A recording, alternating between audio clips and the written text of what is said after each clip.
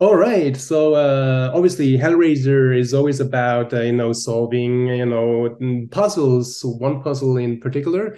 But what I really love about this movie is the fact that we also get to see a brother actually to try to solve a different kind of puzzle. With his sister Riley, who's a very tough and difficult puzzle to solve in a way for him. And I was wondering, what would you say has been like the biggest puzzle you ever dealt with in your life, that was like the most difficult one to solve? Oh, well, I mean, taking this role Wow, all right.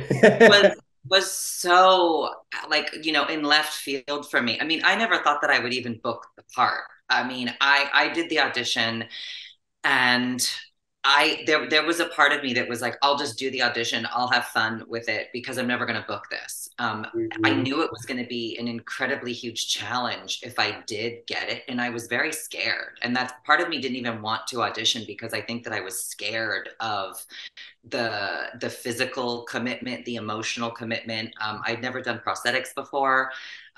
So yeah, and then when I got it, I mean, I quickly realized after like after meeting the Russells, like Sierra and Josh at Russell Effects, who did all of the makeup, I think I quickly sort of realized, oh wow, but there's no turning back.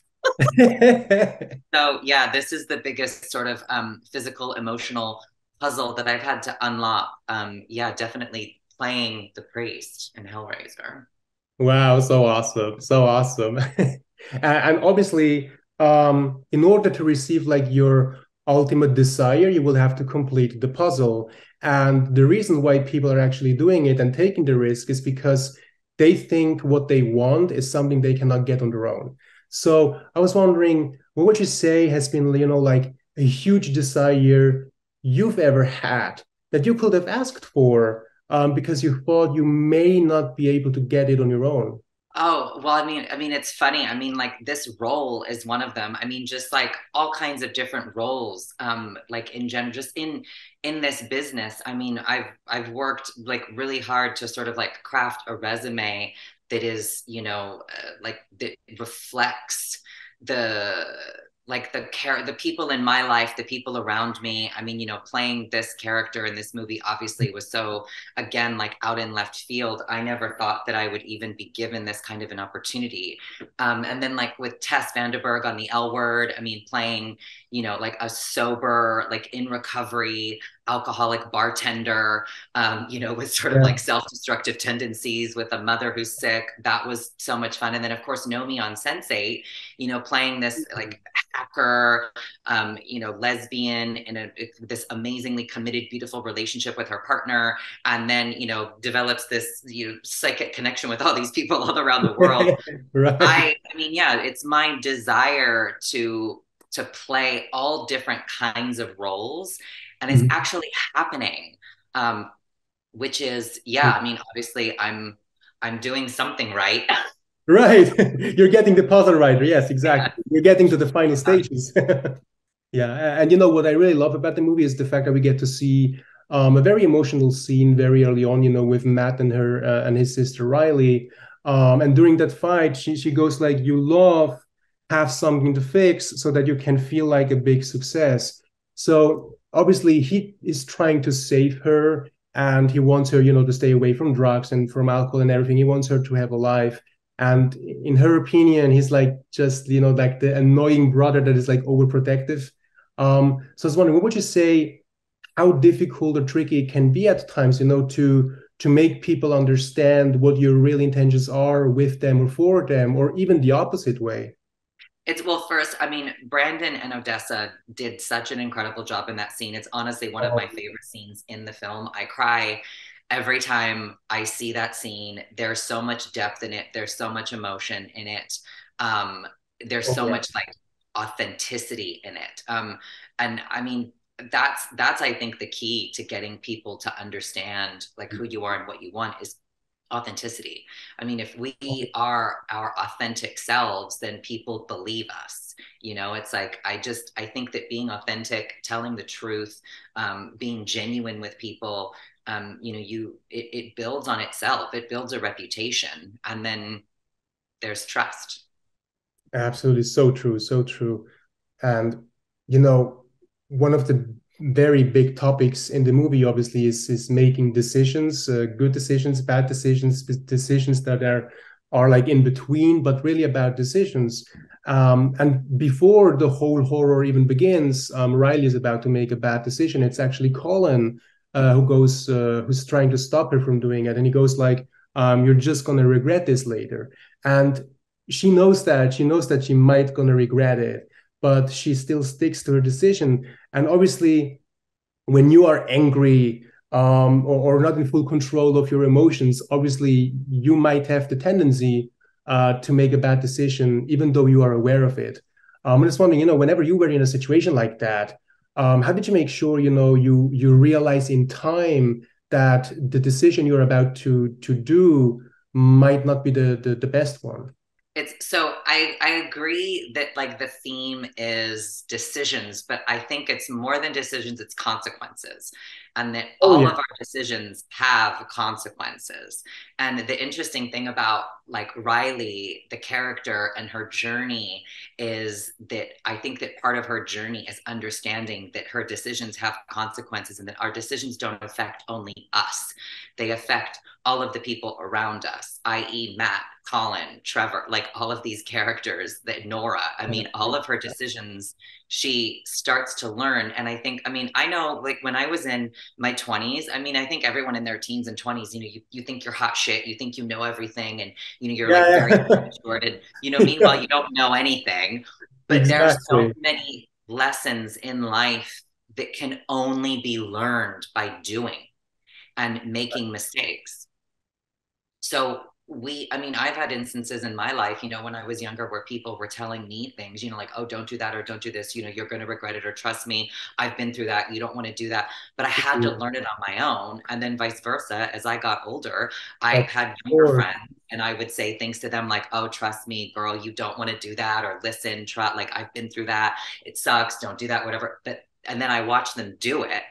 And then I was Yeah, like, yeah. but there are many many lessons that we just have to learn by doing. Yeah, like putting a baby in the pool, right? Just go for it. Yes, yes, throw the Uh, baby in the pool. yeah. No, don't do that. Yeah, exactly. No, no, let's not do this. No, but that's also one of the things that I love so much about Pinhead, because your character has a lot of lines that actually make you think, because there aren't like super many lines, but what the words that come out of Pinhead's mouth are like ones that make you think. That's like so great. And one of them was like, accept the pain you have brought. And I was wondering, what would you actually say we can actually learn, from accepting the pain that we have brought? I think so, yeah. So consequences, I mean, understanding that our decisions don't affect just us. And, sometimes we do make decisions that are going to hurt other people, and whether we intended it to or not, I think it's about taking responsibility for those actions, which is eventually, what the Riley character does at the end, which is why she doesn't pick anything. She's like, I've screwed up enough. I've seen your rewards, like, and I don't want them, because even if she thought in that moment that it could fix it or make it better or bring back a version of Matt that no longer exists just to have him, Yeah, it was yeah. only going to get worse. So yeah, I mean, like, accepting our decisions, accepting the things we cannot change. And I mean, it's yeah, it's about, just yeah. No, but it's fascinating because, speaking of consequences, there's also a character, and Pinhead goes like, there is no retreat, basically saying what you just said, that each decision has consequences, and it's very easy to want others to solve that for you or whatever. But I was wondering if you were ever actually in a situation yourself where you were kind of hoping for a retreat yourself, in a way. It's yeah, well, that scene is really great. I mean, so with the Voight character, with the priest, and with Yeah. Voight, I Yeah. love. I mean, and that those days on set were so great. Goran Visnjic does such an incredible job of playing Voight. Voight has so many layers to his care. I mean, there's Voight is so interesting to me because it's like this, sort of privileged, rich, um, this person who has no satisfaction like in their day-to-day life, and so they're constantly seeking more and more and more, and will do anything and sacrifice anyone to get more. And then they realize like all these mistakes that they've made, and they keep hurting other people until they're confronted with the priest who says, yeah, no, sorry babe, there's no turning back. Like once the threshold has been crossed, like oops, you Yeah. fucked up. um and then it just gets worse. But then I mean, ultimately, Voight gets the greatest reward of them all. I mean, that's at least what the Cenobites think, is that the greatest reward is to become one of us, and it's a very rare few sacrifices that get that honor. So I mean, in my fanfic, Voight's having a great time now as his version of a Cenobite. Yeah, but no, that was an amazing scene, and I love that whole. I love the moment too when Voight thinks that he's been released Oh yes, from yes, the loom, and you see this relief in him, and then the chains come down, and it's like, yes. oh Oopsie. yeah, again, consequences, dummy. Absolutely. That is so great about this character and his arc, because you see that he knows about the consequences, but he refuses to learn. That's the thing. He doesn't Exactly. learn. Obviously, another line of your character. I feel like I wrote down like every line you've had, but like they made me just think so much. But it's Good. yeah, and it was your whole life, every conquest and all your pleasures lie in power. And obviously, the character is very self-centered, and as you said, wants more and everything and stuff. And I think we all have people we know that might go a little bit towards that direction. When you grow up, you just never know. I just wondering, what would you say? How do you make sure that you don't focus just on something, but on a lot of different things that does not only bring joy to yourself, but also to the people you spend time with? I don't know. That's a really interesting question. um, because I mean, I don't know anyone like Voight. It's so, I mean,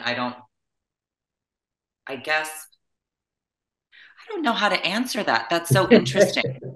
That's, I mean, That's like okay. how, because I mean, everybody that I know has like multiple interests. So I don't know. Let's circle back to that. which, That's which, interesting. which is great. I mean, that's great if people are that way. Not like Void, the other way.